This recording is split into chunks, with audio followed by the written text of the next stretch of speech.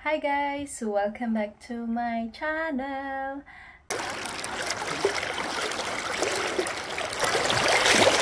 And guys, for today's video guys, I want to share with you about my experience taking fingerprint here in Iloilo. Kung gusto nyo mag-fingerprint dito sa Iloilo, available po. Kumuha ako ng dito sa Iloilo guys ng fingerprinting kasi akala ko walang fingerprinting dito sa Iloilo guys. Mostly na pinanood ko yung fingerprinting doon sa Manila or saan yung hindi ko ni-research ko yung lahat dito, yung YouTube ni-research ko din kung saan dito yung may fingerprints sa Iloilo at saka Google, hindi ko talaga siya mahanap. Kaya nag-try ako pumunta doon sa Camp Delgado guys, sa Port Camp Delgado sa Iloilo guys. Nagtanong ako doon sa pulis kung pwedeng magpa-fingerprinting. So sinabi niya sa akin na magtanong lang ako sa loob. Kaya pumunta ako sa loob, nagtanong-tanong ako doon, nagtanong ako sa pulis kung pwedeng mag-fingerprinting.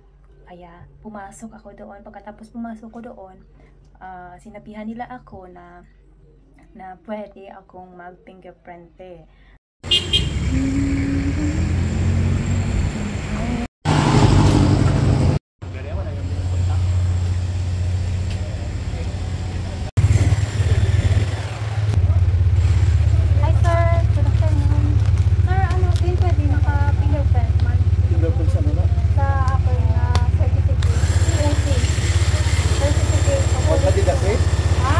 Certificate of candidacy? Hindi, COC. Dito ba ma-apply ako kang certificate? Kuya, wala sa Singapore House. Nakuha ko to yung police clearance. Wala. Binambay nila, makuha ko fingerprint. Fingerprint? Ano advice yung tipo? Di ka makuha? Yeah. Sapat? Basta police station lang. Dito sa Pang Ma'am? Sa kanila?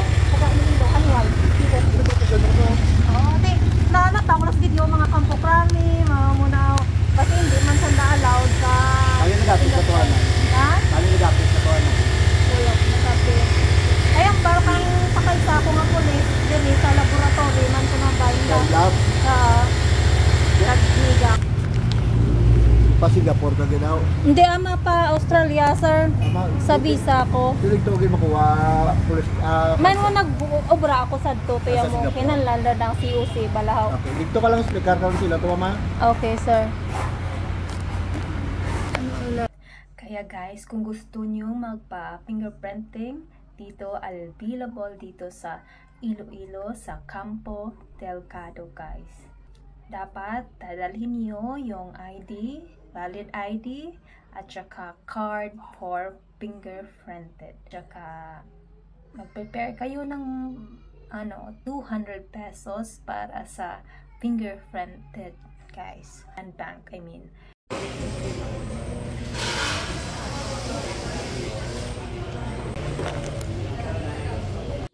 Dito ako guys nag-fingerprint sa laboratory guys.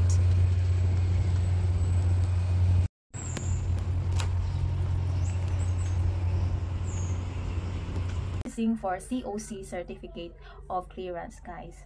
After nag-process ako, ni-request sa akin yung Singapore na kumuha ng fingerprint original sa aking requirements. At saka pagkatapos niyan, nag-search ako sa YouTube kung saan dito sa Iloilo kung merong fingerprinted, or Google, nag-research din ako sa Google kung merong fingerprinting guys. So wala ako talagang nahanap. Kaya tinanong ko yung aking police na cousin and friend na police kung pwede siya guys. Pero sinabihan nila ako na pumunta lang doon sa police station sa Campo Delgado sa laboratory guys. Kaya nag-try talaga ako na pumunta doon guys sa Iloilo City sa Camp Delgado Fort guys. Pagpunta ko doon guys, pagpunta ako doon ako sa may gate ng Camp Delgado. Kaya sinabihan ko yung police sa gate, may nagbabantay dyan na printing ako, mag-fingerprinting ako guys.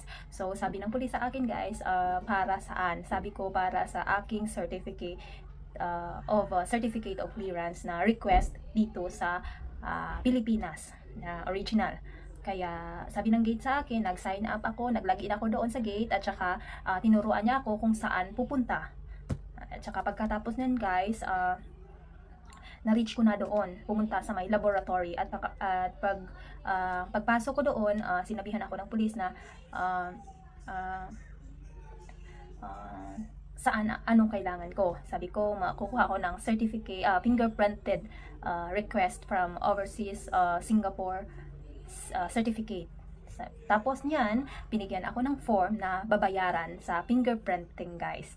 Kaya pagkatapos niyan, sinabihan nila ako na magbayad sa land bank ng 200 pesos only guys. At saka sinabihan nila ako kung meron akong ID 2x2, any ID, as long as ID guys. You need to bring the ID picture guys before you go in Iloilo fingerprinted guys. And after that, pagkatapos ko ng bayad, proceed na ako sa fingerprinted guys. At saka dapat kailangan meron tayong card na for fingerprint, na siguro meron din any card, any fingerprinted card, as long request sa'yo kung saang country ka, request ng Singapore, na meron din yan yung photocopy. You need to photocopy the request na certificate of COC fingerprinted. Meron kayong card niya na sinisend ng Singapore guys. At saka pagkatapos niyan guys, wala na guys, okay na ang lahat guys. And hope you learn and hope you enjoy my video today guys, and hope you have knowledge and meron kayong natutunan na dito sa Iloilo merong fingerprinting guys. See you again, bye bye, thank you for watching.